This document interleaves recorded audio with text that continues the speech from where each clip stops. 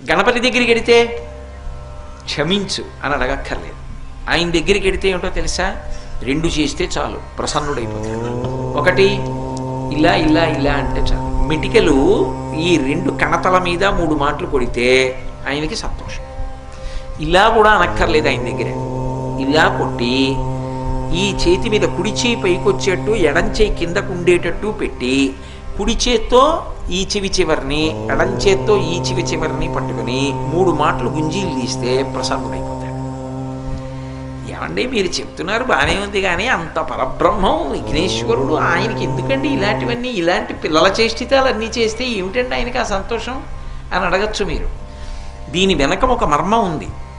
ఒకప్పుడు అగస్త్య మహర్షి మహానుభావుడు, సామాన్యుడు కాడైన ఆయన ఆ దక్షిణ దేశంలో ద్రవిడ దేశం దగ్గర ఒక పర్వతం మీద కూర్చొని తపస్సు చేస్తున్నాడు.